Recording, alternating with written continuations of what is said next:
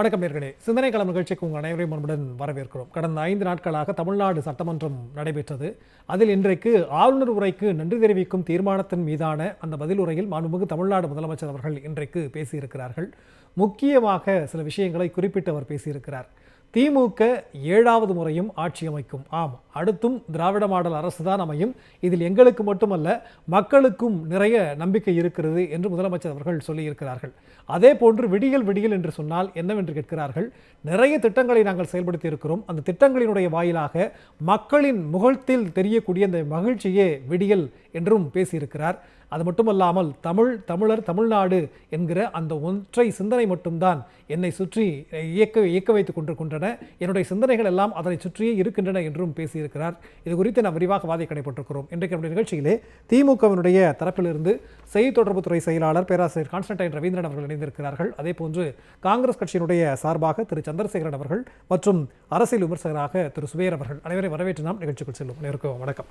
Constantine sir, நான் உங்கள்கிட்ட தான் ஆரம்பிக்க விரும்புகிறேன். மாண்புமிகு தமிழ்நாடு முதலமைச்சர் அவர்கள் 7வது முறையும் திமுக ஆட்சி அமைக்கும், அதாவது அடுத்தும் திமுக ஆட்சி தான் அப்படின்னு ரொம்ப உறுதிப்பட சொல்லியிருக்கிறார். எந்த அடிப்படையில் மாண்புமிகு முதலமைச்சர் அவர்கள் அப்படியான ஒரு முடிவுக்கு வருகிறார்? அதற்கு முன்னால் மாண்புமிகு முதலமைச்சர் அவர்கள் சொல்லிய அந்த 7வது முறைக்கு ஆட்சி அமைப்பதற்கு கட்டியம் கூறக்கூடிய வகையில் நடைபெற இருக்கின்ற ஈரோடு சட்டமன்ற இடைத்தேர்தலில் திராவிட முன்னேற்ற கழக வேட்பாளர், இந்தியா கூட்டணி சார்பாக எல்லா கட்சிகளும் ஆதரிக்கிற வேட்பாளர் சகோதரர் வி.சி. சந்திரகுமாரினுடைய வெற்றி, அந்த வெற்றியினுடைய வாக்கு வித்தியாசம் என்பதுதான் மாண்புமிகு முதலமைச்சர் அவர்கள் சொல்லுகிற அந்த 7வது முறை ஆட்சி அமைப்பிற்கான ஒரு கட்டியம் கூறக்கூடிய வகையில் அந்த வெற்றி அமைய வேண்டும். வெற்றி அமைவதற்கு வாழ்த்துக்களோடு மாண்புமிகு முதலமைச்சர் அவர்கள் நாம் 7வது முறை எதனால் ஆட்சிக்கு வருவோம் என்பதையும் அவர் பட்டியலிட்டு சொல்லியிருக்கிறார். ஆட்சி பொறுப்பேற்ற முதல் நாளில் இருந்து ஆரம்பித்து அவர் கையெழுத்திட்ட திட்டங்கள் எத்தனை பேரினுடைய தலைவிதிகளை மாற்றி இருக்கிறது என்பதையெல்லாம், குறிப்பாக தாய் சகோதரிகள், அதே மாதிரி இளைஞர்கள், இவர்களுக்கெல்லாம் ஆன திட்டங்கள் எப்படியெல்லாம் பயன்பட்டிருக்கிறது என்பதை நமது பொருளாதார நிபுணர் குழு ஆராய்ந்து அதன் மூலமாக கிடைத்திருக்கிற விடைகளையும் சொல்லி, இதனால் தாய்மார்கள், குறிப்பாக நான் எங்கெல்லாம், அதாவது மாண்புமிகு முதலமைச்சர் எங்கெல்லாம் செல்கிறாரோ அங்கெல்லாம் ஓடோடி வந்து மக்கள் அவருக்கு கொடுக்கிற அந்த ஆரவாய்ப்பான ஒரு வரவேற்பு, தன்னெழுச்சியாக ஏற்படுகிற ஒரு மகிழ்ச்சி, இதையெல்லாம் பார்க்கிற போதுதான் நாட்டு மக்கள் மகிழ்ச்சியாக இருக்கிறார்கள் என்பதுதான் விடியல். இதை உணர்ந்து கொள்ள முடியாத விடியா மூஞ்சிகளுக்கு நான் உட்கார்ந்து விளக்கம் சொல்ல வேண்டிய அவசியம் இல்லை. ஏனென்றால் நான் சொல்லிக்கொண்டே போனால் எதிர்கட்சியினருடைய துக்கம் அதிகரித்து போகும். எனவே இத்தோடு நிறுத்திக் கொள்ளுகிறேன் என்று அவர் முத்தான திட்டங்கள் பலவற்றை குறிப்பாக சொன்னார். அதில் தாய்மார்களுக்கு மாதந்தோறும் அந்த தாய் வீட்டு சீதனத்தை போல் எங்கள் அண்ணன் தளபதி ஸ்டாலின் தருகிறார் என்று தாய்மார்கள் சொல்லுகிற போது எழுகிற அந்த மகிழ்ச்சி, அது மட்டுமல்ல, புதுமை பெண் திட்டத்திலே மாதம் 1000 ரூபாய் அந்த படிக்கிற குழந்தைகளுக்கு, அரசு பள்ளியிலே படித்து விட்டு கல்லூரிகளிலே படிக்கிற குழந்தைகளுக்கு மாதந்தோறும் 1000 ரூபாய் கொடுக்குவதை கேட்கிற போது அந்த குழந்தைகள், அந்த கல்லூரி மாணவிகள் மேடைகளிலே பேசுகிற போது அல்லது அதை பற்றி பேசுகிற போது, எங்கள் தந்தையால் முடியாத வறுமையான சூழ்நிலையில் இருக்கிற போது ஒரு தந்தையின் ஸ்தானத்தில் இருந்து எங்கள் முதலமைச்சர் இதை செய்திருக்கிறார், உங்களை அப்பா என்று அழைப்பதில் நான் பெருமைப்படுகிறேன் என்று பேசுகிற அந்த ஒரு உணர்வு பூர்வமான உள்ளத்தில் இருந்து எழுகிற அந்த நன்றியுணர்ச்சியினுடைய வார்த்தைகள், அதில் தெரிக்கக்கூடிய நம்பிக்கைகள், இதெல்லாம் தான். அதை விட மிக முக்கியமான ஒன்று நான் சுட்டிக்காட்ட ஆசைப்படுவது இந்த இளைஞர்களுக்கான வேலை வாய்ப்பு. அதாவது நமது ஊரில் மொத்தம் 36,36,699 தொழிற்சாலைகள் இருக்கிறது. வேலை வாய்ப்புக்கான தொழிலாளர்கள் அதிலே 4,81,000 பேர் இருக்கிறார்கள். இந்த 4,81,000 பேர் இருக்கிறார்கள். ஆனால் வேலை நாட்கள் ஏறத்தாழ 8,42,000 இருக்கிறது. அப்படி இதையே குஜராத்தில் எடுத்துக்கொண்டால் அங்கே இருக்கக்கூடிய மொத்த வேலை தொழிலாளர்கள் 6,45,000 பேர். அவர்களுக்கு கிடைக்கிற வேலை நாட்கள் 7,79,000. அதே மாதிரி 7,29,000 இருக்கக்கூடிய குஜராத்தில் 7,21,000. அதாவது இருக்கிற தொழிலாளர்களுக்கு 1:1 என்ற விகிதத்தில் தான் இருக்கிறது. ஆனால் நமக்கு 1:2 என்ற விகிதத்தில் வேலை நாட்கள் இருக்கிறது என்று சொன்னால் இங்கே நமது இளைஞர்களுக்கு வேலை வாய்ப்பு, தொழிலாளர்களுக்கு வேலை வாய்ப்பு பிரகாசமாக மாறி இருக்கிறது. எனவேதான் இதற்கு முன்னால் 2021 வரைக்கும் இந்தியாவினுடைய ஜிடிபியில் 5.41 என்று கொடுத்து கொண்டிருந்தோம். இன்றைக்கு ஏறத்தாழ இருமடங்காகி 10% இருக்கிறோம் என்று இந்த ஆட்சியினுடைய சாதனைகளை அவர்கள் சொல்லுகிற போது, மாண்புமிகு முதலமைச்சர் சொல்லுகிற போது நிச்சயமாக சொல்லுகிறேன், இந்த நாடு நல்லா இருக்க வேண்டும். நமது வருங்காலம், அந்த அடுத்த தலைமுறையை பற்றி கவலைப்படுகிற தமிழர்களின் மனதில் இந்த தலைவன் தான் அடுத்த முறையும் நமக்கு முதலமைச்சராக உட்கார வேண்டும் என்று சிந்திப்பார்கள் என்பதை நாம் சொல்லி தெரிய வேண்டியதில்லை. ஆனாலும் அதை நாம் எடுத்து சொல்ல வேண்டிய இடம் இருக்கிறது. ஏனென்றால் நமக்கு எதிராக இருக்கிறவர்கள் நேர்மையானவர்களாக இல்லாமல் இல்லாததையும் பொல்லாததையும் நம் மீது குற்றச்சாட்டு வைத்துக் கொண்டிருக்கிற நேரத்தில் இது கொண்ட அழுத்தமான ஆணித்தரமான கருத்துக்கள் நமக்கு தேவைப்படுகிறது. குறிப்பாக இன்னொன்றும் சொல்லி விடுகிறேன். ஏறத்தாழ நிறைய பேர் நம் உடன் இருக்கிறவர்களே சில பேர் சொன்னார்கள், எங்கள் போராட்டங்கள் ஆர்ப்பாட்டங்களுக்கு அனுமதி கிடைப்பதில்லை என்று. 2021 இதுவரைக்கும் 1,00,000க்கும் மேற்பட்ட அளவில் நாம் போராட்டம் ஆர்ப்பாட்டத்திற்கு அனுமதி கொடுத்திருக்கிறோம் என்று அந்த எதிரிகளினுடைய உடைத்தெறிந்த தருணத்தில் மிக தெளிவாக தெரிகிறது. 7வது முறையும் திராவிட முன்னேற்ற கழகம் தான் ஆட்சி அமைக்கும். இந்தியா கூட்டணி தான் வெற்றி பெறும். கண்டிப்பா சார். அதாவது ஒரு அரசு அமையுது அப்படின்னா மக்களுக்கான அந்த சமூக பொருளாதார திட்டங்களை அமல்படுத்துறது வழக்கம், எந்த அரசா இருந்தாலும். அதன் அடிப்படையில் நம்ம ஆட்சி அமைச்சிருவோம் அப்படிங்கிறது எந்த இடத்துல நம்ம வித்தியாசப்படுறோம். இதுக்கு முன்பாக ஆட்சிகள் கட்சிகள் மாறி ஆட்சி செஞ்சிருக்கிறாங்க, அவங்களும் சில திட்டங்கள் அமல்படுத்தி இருக்கிறாங்க. அதன் அடிப்படையில் மதிப்பிடுறது சரியா? ஏன் அப்படின்னா இன்றைக்கு எடப்பாடி பழனிசாமி பத்திரிகையாளர்கள் சந்தித்து சொல்கிறார், கடன் வாங்கி நீங்க 1000 ரூபாய் கொடுக்கறது பெரிய விஷயமா? யார்கிட்ட வேணாலும் ஏப்பா ஒரு 1000 ரூபாய் கொடுப்பான்னு இந்த பக்கம் கொடுக்கறது ரொம்ப ஈஸி தானே அப்படிங்கிற கேள்வி வச்சிருக்கிறார். நான் அடுத்த சுற்றுல அதுக்கான பதில் உங்ககிட்ட நான் வாங்கிக்கிறேன். சரிங்களா? ஓகே, சந்திரசேகரன் அவரும் இணைப்பில் இருக்கிறார். சந்திரசேகரன் சார் வணக்கம். மாண்புமிகு தமிழ்நாடு முதலமைச்சருடைய இந்த ஆளுநர் உரைக்கு நன்றி தெரிவிக்கும் தீர்மானத்தின் மீதான விவாதத்தினுடைய அந்த பதில் உரையை நீங்க எப்படி பார்க்கறீங்க? 7வது முறையும் திமுக ஆட்சி அமைக்கும், இன்னும் சொல்ல போனா திமுக கூட்டணி ஆட்சி அமைக்கும் அப்படிங்கிறதா அவர் வழக்கமா சொல்லுவாங்க. உங்களுடைய பார்வை? முதல்ல இதற்கான பல திட்டங்கள் சம்பந்தமா திரு கான்ஸ்டன்டைன் அவர்கள் தெளிவா சொன்னார். அத இப்ப சமீபத்துல வெளியான இந்தியா டுடேல ஒரு ஆர்டிகிள் வந்துச்சு. அதுல தமிழக முதல்வர் குறித்த, அதாவது இந்தியாவில் சக்தி வாய்ந்த மனிதர்கள்ன்ற பட்டியல்ல திரு தமிழக முதல்வரை முன்னிலைப்படுத்தி வைத்திருந்தார்கள். அதுல குறிப்பிட்டிருந்த ஒரு வார்த்தையை நான் குறிப்பிட விரும்புறேன். அவரை ஹம்பிள் சோல்ஜர் அப்படின்னு சொல்லி குறிப்பிட்டிருந்தார். அவர் வெறும் சாதாரண போர் வீரன் அப்படின்னு சொல்லல, அடக்கமான போர் வீரன் அப்படின்னு சொல்லியிருந்தாங்க. அது என்னன்னா, சொல்லுக்கு சொல், கல்லுக்கு கல்னு இல்லாம செயல்பாடு, சாதனை, இதை மட்டுமே போக்கஸ் பண்ணி சென்று கொண்டிருக்கிற ஒரு முதலமைச்சராக நான் பாக்குறேன். அதாவது எதிர்கட்சிகள் இன்றைக்கு சட்டசபையில் பதிலுரையிலையும் அதைத்தான் கடைபிடித்திருக்கிறார். நிறைய எதிர்கட்சி உறுப்பினர்கள் பேசியதெல்லாம் பல விவாதங்கள்ல நம்ம பார்த்திருக்கோம். எதிர்கட்சி உறுப்பினர்கள் குற்றம் சாட்டி பேசினாங்க, பல விஷயங்களை குறிப்பிட்டாங்க. அதுல கடைசியா பேசுறப்ப, பதிலுரை அளித்து பேசுறப்ப எல்லா சாதனைகளை குறிப்பிட்டதோடு மட்டுமல்ல, ஒவ்வொரு சில சட்டமன்ற உறுப்பினர்கள் கோரிக்கை வைத்திருந்ததையும் குறிப்பிட்டு அந்த கோரிக்கைகள் நிறைவேற்றப்படும், விரைவில் நிறைவேற்றப்படும், அந்தந்த துறைகளுக்கு அனுப்பி விரைவில் நிறைவேற்றப்படும் என்ற வாக்குறுதியை கூட கொடுத்திருந்தார். நீங்க ஆட்சி அமைத்த உடனேயே முதல்வர் சொன்ன ஒரு வார்த்தை என்னன்னா, எங்களுக்கு வாக்களித்த மக்களுக்கும், வாக்களித்த மக்கள் மகிழ்ச்சி அடையும் விதத்திலும், வாக்களிக்காத மக்கள் வருத்தப்படும் வகையிலும், இவர்களுக்கு வாக்களிக்கவில்லையே என்று வருத்தப்படும் விதத்திலும் எங்களுடைய செயல்பாடு இருக்கும் சொன்னார். இது சொன்னதோட கிடையாது. ஏன்னா இதுல ஒரே ஒரு கம்பேரிசனை மட்டும் நான் குறிப்பிட விரும்புறேன்.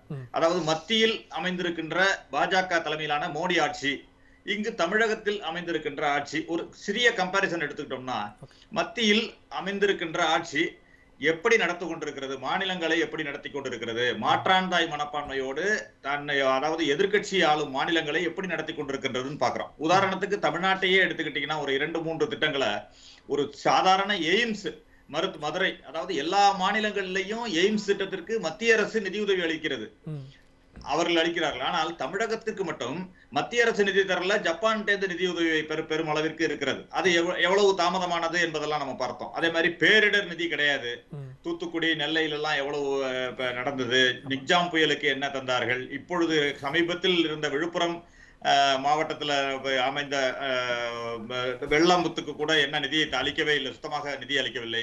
அதே போல 2ஆம் கட்ட மெட்ரோ திட்டத்திற்கு எப்படி நிதியை அளித்தார்கள், அதற்கு தாமதப்படுத்தினார்கள். அதே போல கல்விக்கு வழங்கக்கூடிய நிதி 573 கோடி ரூபாயை நிறுத்தி வைத்திருக்கிறார்கள்.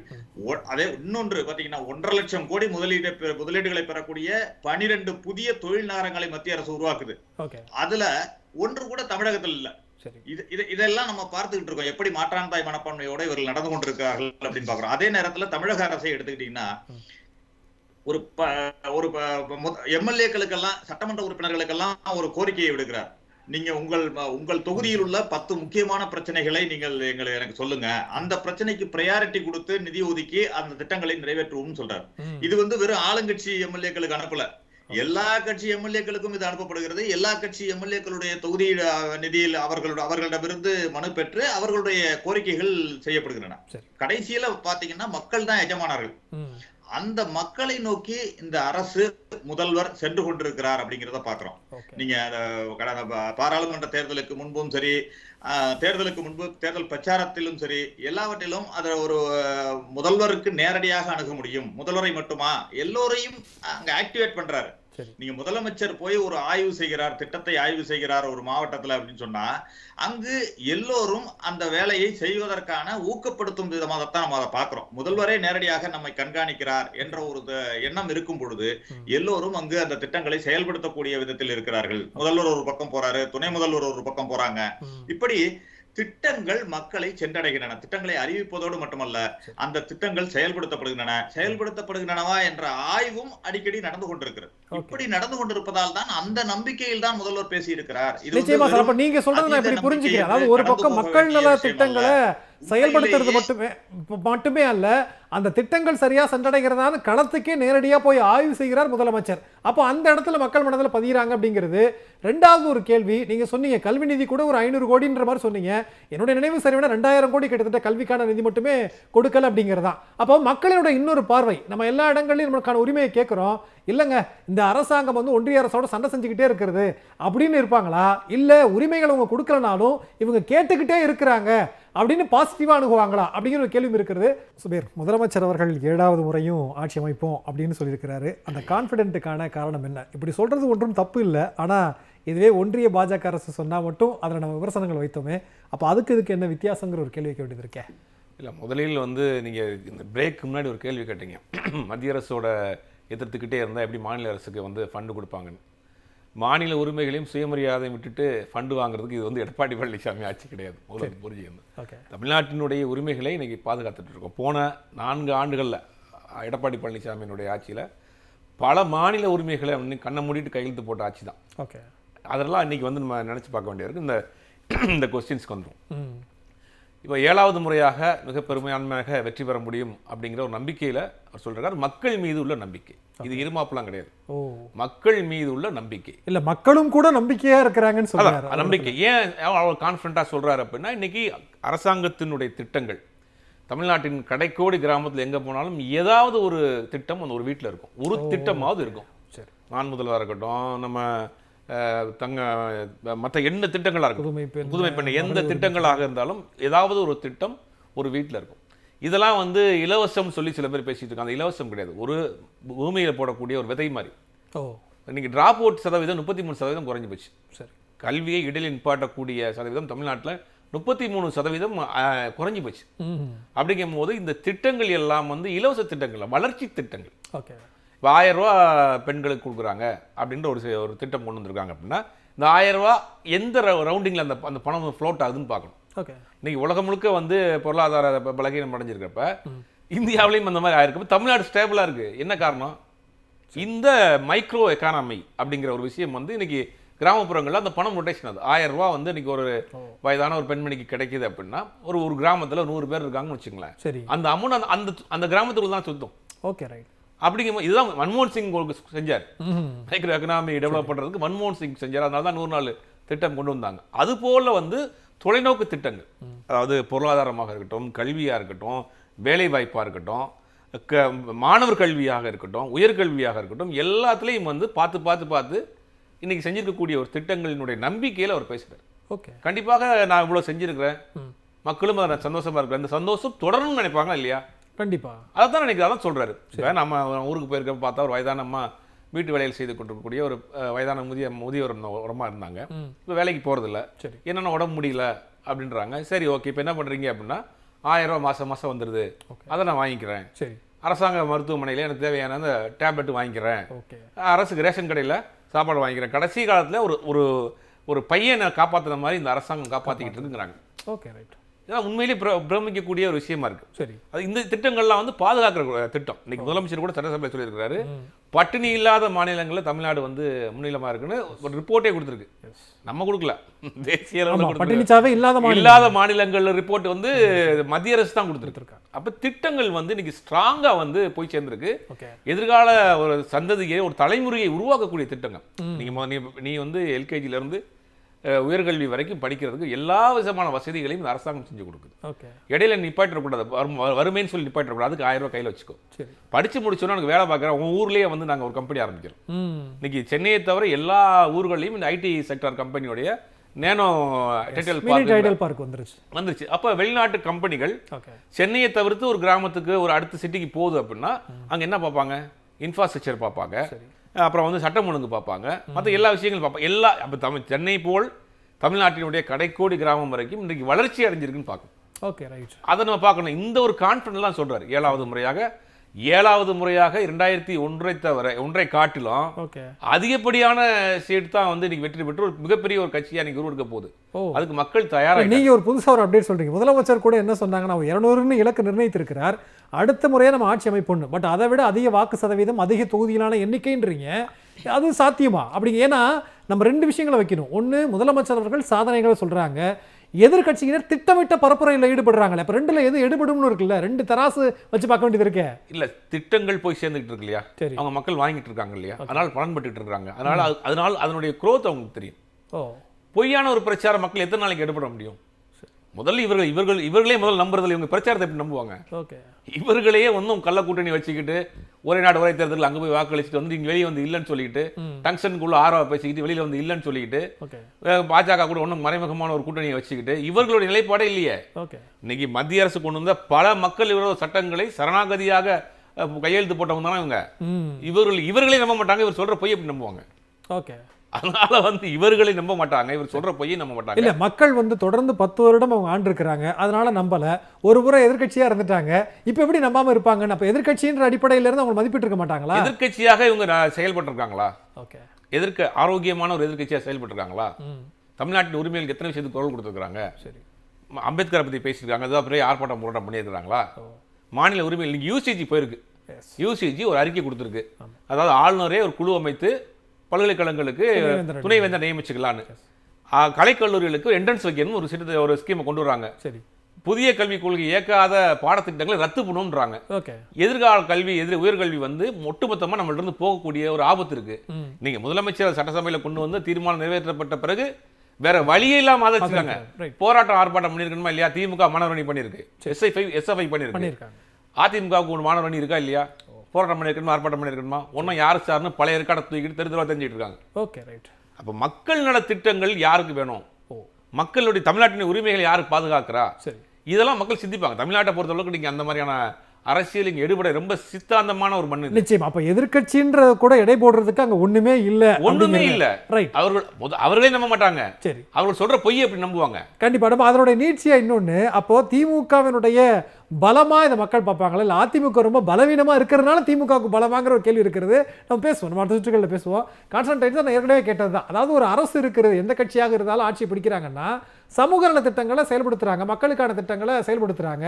அப்படி செயல்படுத்தின எல்லா கட்சிகளுமே நம்ம ஆட்சியை அடுத்து பிடிச்சிடுறாங்களா அப்படிங்கிற ஒரு கேள்விக்குறி. ரெண்டாவது, 1000 ரூபாய் நீங்க கொடுக்குறீங்கன்னு முறையா ஒத்துக்கிட்டார் எடப்பாடி பழனிசாமி. ஆனா நீங்க கடன் வாங்கி கொடுக்குறீங்க, இந்த பக்கம் 1000 ரூபாய் வாங்கி இந்த பக்கம் 1000 ரூபாய் கொடுக்குறீங்க, அதுல என்னங்க பெருமை அப்படின்னு நீ கேட்கிறாரு. அது அவருக்கு வந்து அது அவருடைய குற்றம் அல்ல, பழனிசாமி அவர்களுடைய குற்றம் அல்ல. ஏன்னா அவரு சில நேரங்கள்ல டிவியில பார்த்து தெரிஞ்சுக்கிடுவாரு, அதுக்கப்புறம் யாராவது சொன்னா புரிஞ்சுப்பாரே தவிர அவருக்கு கொஞ்சம் அது மெதுவா தான் போய் சேரும். ஏன்னா ஒரு மாநிலத்தினுடைய கடன் வாங்குவது எதற்கு பயன்படுகிறது அப்படின்னா 2 குறியீடு தான். ஒண்ணு, அந்த நாட்டினுடைய உற்பத்தி கூடுதான் பார்க்கணும். Okay. GSDP, right, state gross domestic production என்று சொல்லக்கூடிய மாநிலத்தினுடைய உற்பத்தி கூடியிருக்கா, வாங்கிய கடன், உற்பத்தி, இந்த ரெண்டும், உற்பத்தி வாங்கின கடனும் உற்பத்தியும் பெருகி இருந்தால் அது டெவலப்மெண்ட். வாங்கின கடன் அதிகமாக இருக்கிறது, உற்பத்தி குறைந்திருந்தால் அது நாசமா போகுதுன்னு அர்த்தம் பொருளாதாரம். இதுக்கு எடுத்துக்காட்டு நல்லா சொல்லணும்னா, நம்ம எடப்பாடி பழனிசாமி ஆட்சியில மொத்தம் அவங்க அதிமுகவுல நம்ம 1.14 லட்சம் கோடியில விட்டுட்டு போனா அவங்க 5.7 லட்சம் கோடிக்கு கொண்டு வந்து வச்சாங்க. ரைட். ஜிடிபி அப்படிங்கிற வளர்ச்சி விகிதம் எங்க இருந்தது அப்படின்னா 4.5 இருந்து 5.3 இருந்தது.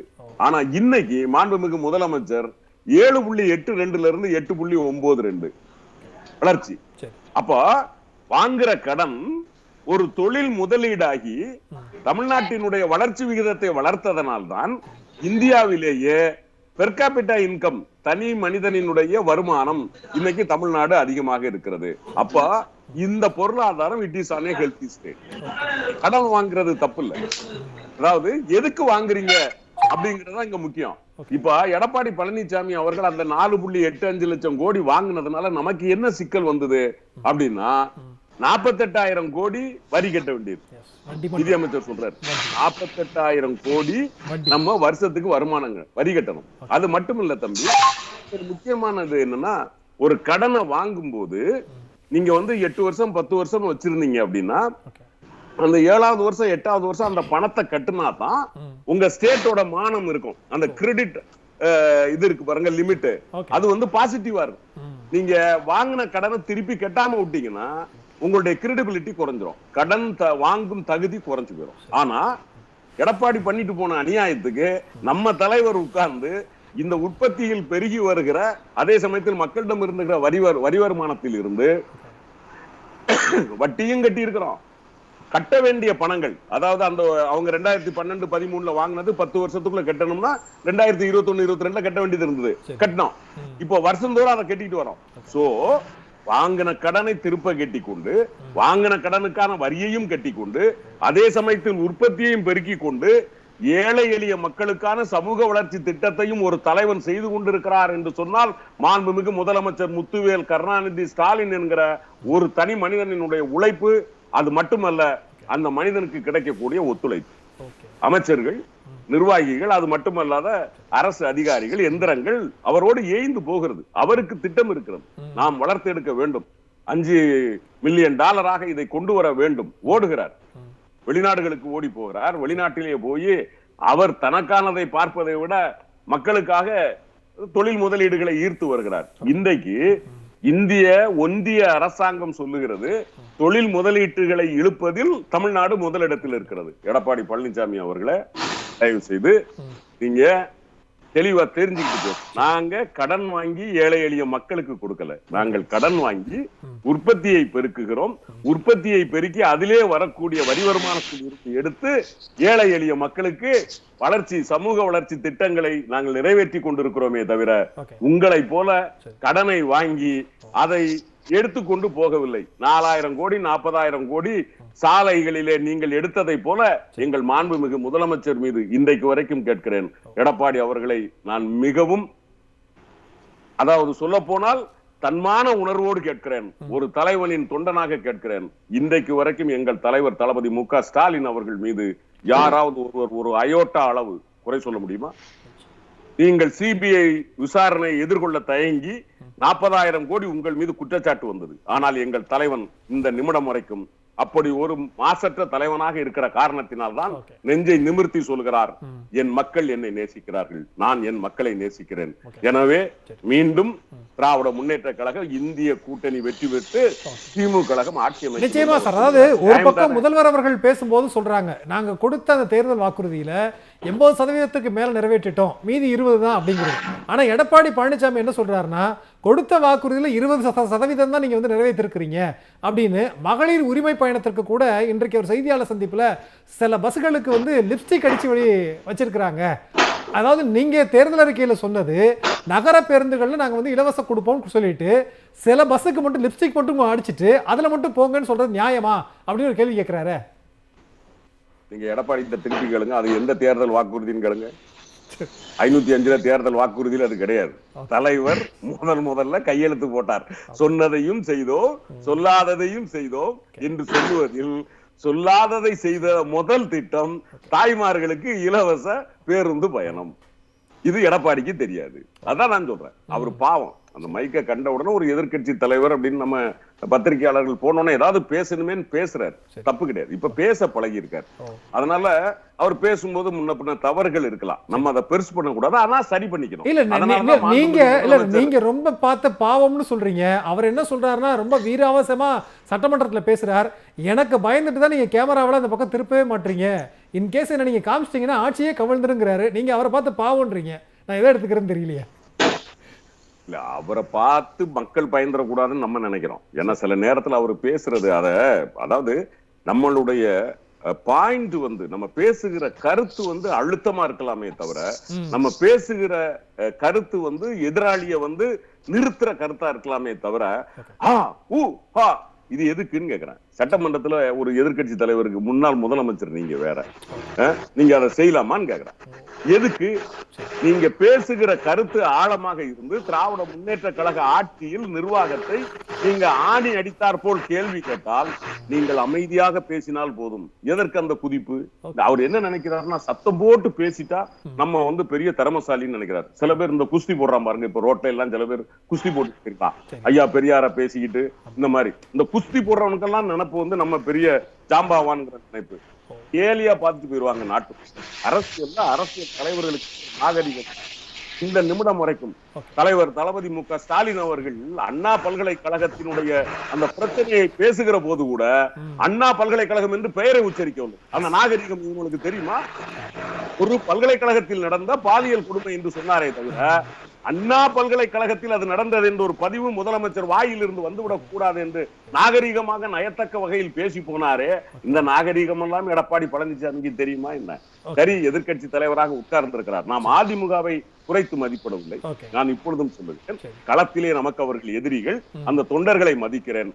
ஆனால் இது போன்ற தலைமை தாங்குகிற நிர்வாகிகள் அந்த இயக்கத்திற்கு இன்னும் அவர்கள் பின்னடைவைத்தான் சந்திக்க முடியுமே ஒழிய, அவர்கள் யாராக இருந்தாலும் மாண்புமிகு முதலமைச்சர் முன்னால், அவருடைய உழைப்பின் முன்னால், மக்களை அவர் நேசிக்கிற அந்த நேசிப்பின் முன்னால் இன்னொரு தலைவன் நிற்க முடியாது என்றே நான் கருதுகிறேன். நிச்சயமா சந்திரசேகர் சார், உங்கள்கிட்ட தான் கேட்க விரும்புகிறேன். அதாவது அடுத்த முறையும் ஆட்சி அப்படிங்கிறது இருமாப்பு அல்ல, அது இயல்பு, யதார்த்தம். ஏன்னா அந்த அளவுக்கு கவர்மெண்ட் ஒர்க் பண்ணியிருக்கிறாங்கிறத நம்மளால பார்க்க முடிகிறது. ஆனால் கம்பேரிட்டிவ்லி ஒரு கொஸ்டின் வைக்கிறவங்க அடுத்து என்னன்னா, இப்போ அடுத்த மாதம் 5ஆம் தேதி ஈரோடு கிழக்கு தொகுதியோட இடைத்தேர்தல் நடக்க இருக்கிறது.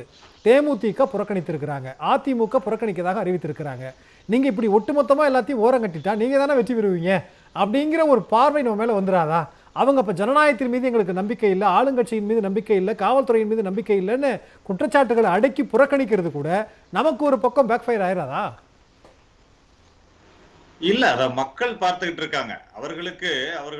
அவர்களை பொறுத்தவரை சோர்வடைந்து விட்டார்கள் அப்படின்னு தான் நான் பாக்குறேன். இதில் தோல்வி அடைஞ்சிருவோம், அதனால தொண்டர்களும் சோர்வடைஞ்சிருவாங்க. அதனால நேரடியாக நம்ம 2026 களத்துல இறங்கினா நம்ம ஏதாவது வெற்றியை நோக்கி போகலாம், அல்லது அதற்குள்ள ஏதாவது கூட்டணி சரியாகிவிடும் என்ற எதிர்பார்ப்புல அவர்கள் ஒதுங்கி இருக்காங்களே தவிர, இதுல எந்த விதமான ஒரு மக்கள் இத கேலியா தான் பார்ப்பாங்க.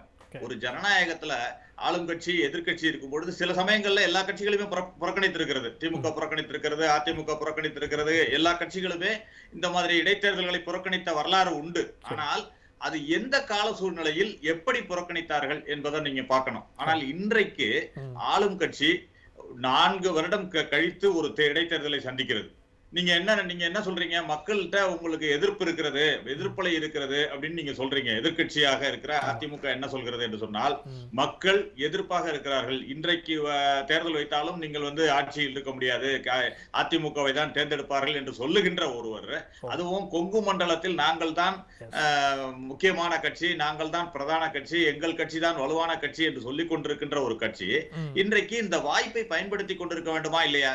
இந்த வாய்ப்பை என்ன செய்யணும்? நின்று 2 விஷயம். ஒன்று, ஆளும் கட்சியுடைய தவறுகள் எது இருந்தாலும் நீங்க சொல்ற தவறுகளை மக்கள்கிட்ட நீங்க சுட்டி காட்டியிருக்கணும். அதற்கான வாய்ப்பா இதனை உபயோகப்படுத்திருக்கணும். நீங்க தோல்வி அடையலாம், வெற்றி அடையலாம், ஆனால் களத்துல நீங்க களமாடி இருக்கணும். களமாடி இது எங்களுக்கு வாக்கு வங்கி உயர்ந்திருக்கிறது அல்லது எதையாவது ப்ரூவ் பண்ணிருக்கணும்ல. நீங்க அதற்கே முடியாமல் புறமுதுகிட்டு ஓடினா நீங்க எப்படி மக்கள் உங்களை நம்புவாங்க? உங்கள் மேல மக்களுக்கு எப்படி நம்பிக்கை இருக்கும்? அதுதான் மக்களுடைய கேள்வியா இருக்கும்ன்றதுதான் என்னுடைய கருத்து. இங்க பொறுத்த வரைக்கும் இந்த தேர்தல்ல அவர்கள் ஒன்றாக வந்தாலும் சரி, தனித்தனியாக வந்தாலும் சரி, வேறு கூட்டணிகளை சேர்த்து கொண்டு வந்தாலும் சரி, வெற்றி பெறப் போவதில்லை என்பது அடுத்த விவகாரம். ஆனால் அவர்களுக்கு ஒரு எதிர்க்கட்சியாக அவர்கள் பணியை செய்யவும் தவறிவிட்டார்கள்ன்றதை நான் பாக்குறேன். இன்னொன்று, நீங்க சொன்னீங்க எதிர்க்கட்சியாக திமுகவும் எதிர்க்கட்சியாக இருந்தது, கடந்த காலங்களில் இருந்தது. அப்பொழுது எப்படி செயல்பட்டார்கள் என்பதையும் மக்கள் பாக்குறாங்க.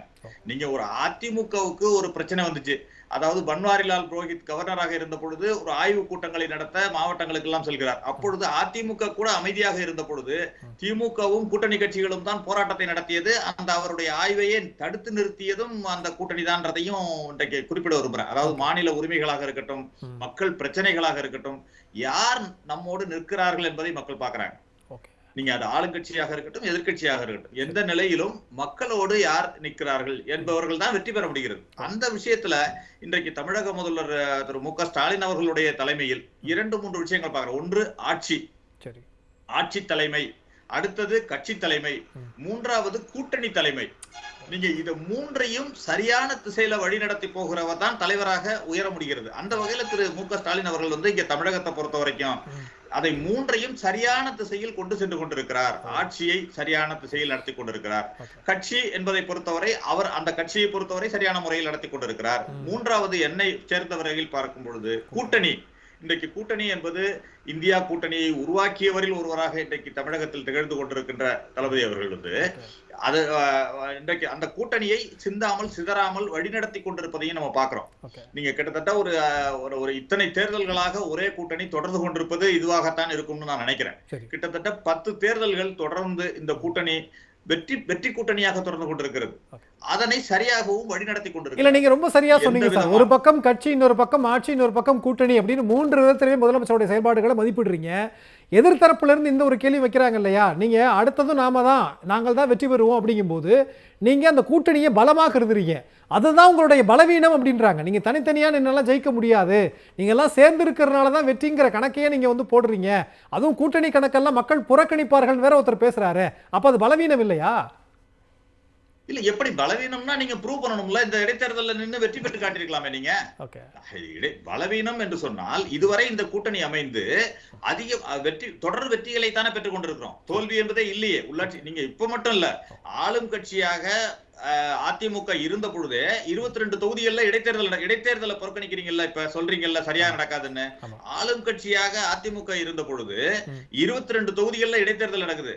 அதுல பெரும்பான்மையான வெற்றியை திமுக தானே பெற்றுச்சு. அப்பவுமே இவர்கள் தோல்விதான் அடைஞ்சாங்க. அதிமுக 9 தொகுதிகள்ல தானே வெற்றி பெற்றாங்க. அப்படி இருக்கும் பொழுது அவர்கள் அதே மாதிரி அவர்கள் ஆளும் கட்சியாக இருந்த பொழுது ஊரக உள்ளாட்சி தேர்தலை மட்டும் நடத்தினார்கள். அதாவது நகர்ப்புற உள்ளாட்சி தேர்தலை நடத்தாமல் பயந்து கொண்டு ஊரக உள்ளாட்சி தேர்தலை வைத்தால் நாங்கள் வெற்றி பெற்று விடலாம், ஏனென்றால் ஊரக பகுதிகளில் திமுக கூட்டணி வீக்கா இருக்கும் என்பது அவர்களுடைய கணக்கு. ஆனால் அதை வைத்து அதிலுமே தோல்விதான் கண்டார்கள். இது ஆட்சியில் இருந்த போது. ஆட்சிக்கு வந்த பிறகு, ஆட்சியில் இருந்து இறங்கிய பிறகும் தோல்விதான். அந்த கூட்டணி ஒன்றாக இருந்த பொழுதும் சரி, தனித்தனியாக சந்தித்த போதும் சரி, அது தொடர்ந்து தோல்விகளைத்தான் சந்தித்துக் கொண்டிருக்கிறது. அப்படி இருக்கும் பொழுது அவர்கள் அந்த வாய்ப்பை நழுவ விட்டுக் கொண்டிருக்கிறார்கள். மக்கள் அதை பார்த்துட்டு இருக்காங்க. கண்டிப்பா சொல்ல. அப்போ நம்ம இன்னொரு பார்வை வைக்க வேண்டியது இருக்குல்ல. ஆளுங்கட்சியாக இருக்கிற போது அதுல இருந்து மக்கள் கிட்ட இருந்து ரொம்ப மதிப்பை இழந்தாரா எடப்பாடி பழனிசாமி? இல்ல இப்ப எதிர்கட்சியாக இருந்து மக்களினுடைய மதிப்பை இன்னும் பெற்றிருக்கிறாரா, இல்ல இன்னும் இழந்திருக்கிறாரா? நம்ம எப்படி அதை மதிப்பிட வேண்டியதா இருக்கு? நீங்க ஆளும் கட்சியாக இருந்த பொழுது இழந்தார், எதிர்கட்சியாக இழந்த போது இன்னும் இழந்து கொண்டிருக்கிறார். அப்படித்தான் நம்ம எடுத்துக்கணும். அதை நீங்க ஆளும் கட்சியாக அவர் மக்களுடைய வாக்கை பெற்று ஆளும் கட்சியாக எடப்பாடி பழனிசாமிக்கு வாக்கு போடல. அது ஜெயலலிதா தலைமையிலான அதிமுகவிற்கு அளித்த வாக்கில் இவர் முதலமைச்சராக இடையில் வந்தார். அந்த ஆட்சியை நடத்தினார், அவ்வளவுதான். அதற்கு பிறகு எதிர்கட்சி தலைவராக என்பது அவருடைய வாக்கு, அவருக்காக கிடைத்த வாக்கு என்று எதிர்கட்சி தலைவர் பொறுப்பை எடுத்துக்கொள்ளலாம். ஆனால் எதிர்கட்சி தலைவராக கடந்த 4 ஆண்டுகளாக எப்படி செயல்படுகிறார், 3 ஆண்டுகளாக என்று பார்த்தால் அவருடைய கட்சியை சரி செய்வதற்கே அவருக்கு நேரம் சரியாக இருக்கிறது என்பதைத்தான் நம்ம பார்க்கிறோம்.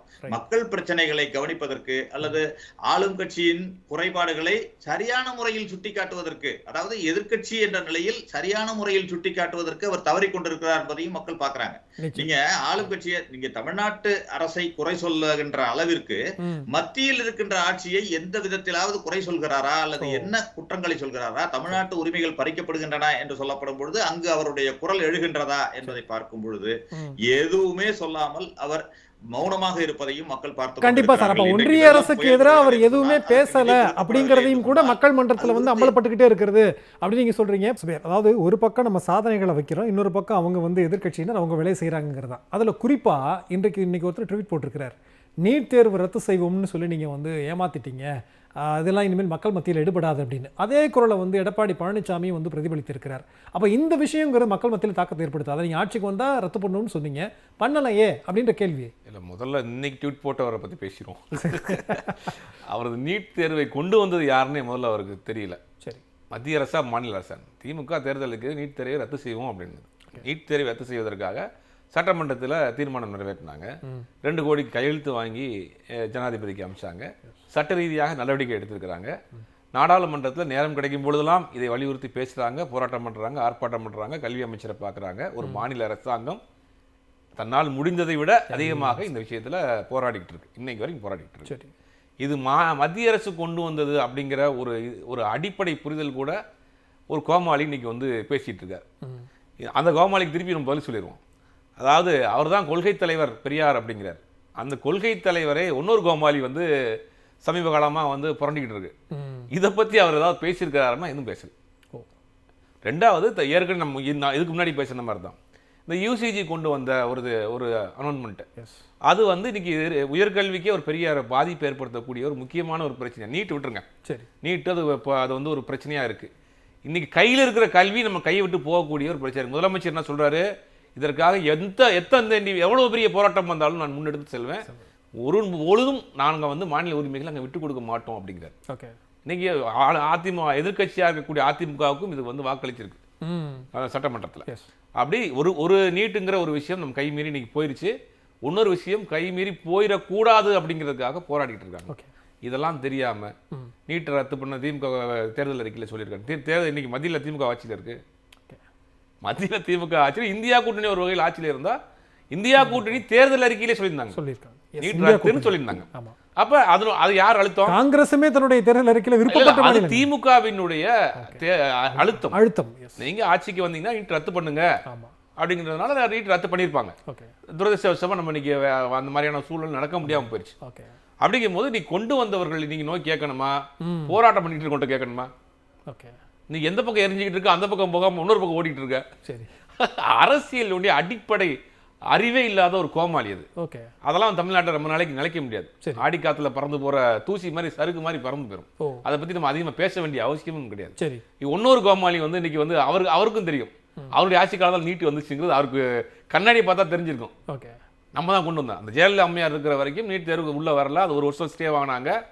அதுக்கு பிறகு பெரிய போராட்டம் பண்ணாங்க. அந்த மாதிரி என்னென்னலாம் முட்டுக்கட்டையா இருந்தாங்களோ அதை பூரா திறந்து விட்டது இவர் தான். மாநில உரிமைகளை கண்ண மூடிட்டு கையெழுத்து போட்டது, நீட் தேர்வை கொண்டு வந்தது, ஆர்டிகல் 370க்கு கையெழுத்து போட்டது, டெல்லிக்கு மாநில சிறப்பு அந்தஸ்து ரத்து பண்ணது கையெழுத்து போட்டது, சிஏக்கு ரத்து பண்ணது. வரலாறு அவர்களை மன்னிக்காது. இந்த 4 வருடத்துல இந்தியாவில் இருக்கக்கூடிய பல மக்கள் விரோத திட்டங்களுக்கு கையெழுத்து போட்டது எடப்பாடி பழனிசாமி. எடப்பாடி பழனிசாமி இந்திய வரலாறு இருக்கிற வரைக்கும் மன்னிக்காது. அந்த அளவுக்கு நிறைய விஷயங்களை, நிறைய சாதனைகளை பண்ணி வச்சுட்டு இருக்காங்க. நீட் தேர்வு ரத்துங்கிறது ஒரு மாநில அரசாங்கம் தன்னுடைய சக்திக்கு மீறி போராடிட்டு இருக்கு. இது கொண்டு வந்தது மத்திய அரசு சட்டமாக்கி அது கோர்ட் வரைக்கும் போய் சுப்ரீம் கோர்ட் ஆர்டர் போட்டு இதெல்லாம் தெரியுமா என்னன்னு தெரியல. முதல்ல இது தெரியாம நீங்க ரத்து பண்ணுன்னு சொன்னீங்களே, ரத்து பண்ண மத்தியில் திமுக அரசாங்கமா இருக்கு. மாநில அரசாங்கம் நாங்க ஆட்சிக்கு வந்தா நீட் தேர்வு ரத்து பண்ணுவதற்கான எல்லா முயற்சியிலும் எடுப்போம். கண்டிப்பா எல்லா முயற்சியும் எடுத்துட்டு இருக்காங்க. நிச்சயமா நம்ம இந்த கூட்டணியை பத்தி பேசுகிற போது 2026 பொறுத்த வரைக்கும் எடப்பாடி பழனிசாமி மிகுந்த நம்பிக்கையோட அவருடைய கட்சி கூட்டங்களில் சொல்றதாக நிறைய செய்திகள் நமக்கு வருகிறது. என்னுடைய தலைமையில வலிமையான கூட்டணி அமைக்கப்படுங்கிறது தான். அப்போ ஒரு டஃப் ஃபைட் கொடுப்பார் அப்படின்னு நம்ம எதிர்பார்க்கலாமா? கூட்டணி எல்லாம் அமைச்சு கூட்டணி எங்க அமைக்குது? ஆல்ரெடி அமைச்சிட்டாங்களே. பாஜக கூட்டணினால அவர் மறைமுகமா இருந்தார். இப்போ நெருங்கி வேற அண்ணாமலை அவரை பார்த்து ஒரே பங்காளி தான்றாரு, சாஃப்ட் கார்னர் பேசுறாரு. அதிமுக விமர்சனம் பண்றதுல ஒரே நாடு ஒரே தேர்தல் அங்க கொண்டு வந்தாங்கன்னா இவர் அவங்க வந்து உள்ள ஆதரவு கொடுக்குறாரு. ஆல்மோஸ்ட் அவங்க தான். அதாவது 2021 தேர்தலில் என்ன கூட்டணி இருந்துச்சோ அதான் 2026 அவங்க ஃபார்ம் பண்ண போறாங்க. 2024 ஒரு கூட்டணியை அவங்க வந்து ஒரு டெஸ்ட் ரைட் மாதிரி பண்ணி பார்த்தாங்க. அதாவது தலித் வாக்குகள், இஸ்லாமிய வாக்குகளை வந்து அதிமுக வாங்கி ஜெயிச்ச பிறகு நம்ம கூட சேர்ந்துக்கலாம். இதே ஸ்ட்ராட்டஜியை தான் வந்து பீகார்ல பண்ணாங்க. நம்ம இவருடைய ராம்விலாஸ் பாஸ்வானுடைய பையனை கூட்டணியில் இருக்கிறவரை தனியா நிக்க வச்சு ஒரு 4% வாக்கை வாங்கி அவரை ஸ்பாயில் பண்ணிட்டு திருப்பி சேர்த்துக்கிட்டு அவர் இன்னைக்கு மத்திய அமைச்சர் மத்திய இருக்காரு. அமைச்சர். அதே ஃபார்முலாவை பிஜேபி ஒவ்வொரு மாநிலத்தையும் ஒரு ஃபார்முலா எடுப்பாங்க. ஓகே. அவர் நேரடியாக எதிர்க்க முடியாத பட்சத்தில் என்ன பண்ணுவாங்க, இந்த மாதிரி ஆட்கள் நிற்பாரு அவங்க. அப்போ இந்த முறை என்ன செய்தாங்க, 2024 நாடாளுமன்ற தேர்தல் நிப்பாட்டி பார்த்தாங்க. ஓகே. அவர்கள் அந்த இது வந்து தமிழ்நாட்டில் எடுபடலை. சரி. அப்போ வேற இருக்கிறதும் போயிடும். ஓகே. அப்போ ஒரு 10-12% வாக்கு வங்கி வச்சிருக்கக்கூடிய ஒரு எதிர்க்கட்சியா இருக்கு, அதை எப்படி விடுவாங்க? சும்மா இருக்க சின்ன சின்ன கட்சியில ஆட்டை போடக்கூடிய ஆட்கள் வந்து லம்பா ஒரு இது வாக்கு வங்கி வச்சிருக்க கட்சியை விட்டுருவாங்களா? எடப்பாடி பழனிசாமி அவ்வளவு தைரியமா எதிர்த்து பிஜேபி எதிர்த்து ஆட்சி அரசியல் நடத்திடுவாரா அப்படின்னு டெண்டர் கேஸ்ல வந்து போகுமா இல்லையா? நிச்சயமா. கான்ஸ்டன்டைன் சார், ரொம்ப சுருக்கமா நிறைவான பார்வை என்ன சொல்ல விரும்புறீங்க?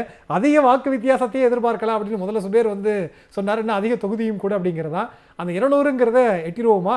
ரொம்ப சுருக்கமா ப்ளீஸ்.